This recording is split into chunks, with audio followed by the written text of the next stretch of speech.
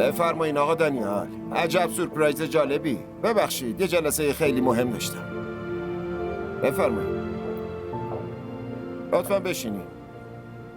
خب بگین جناب ببینم چی میل دارین؟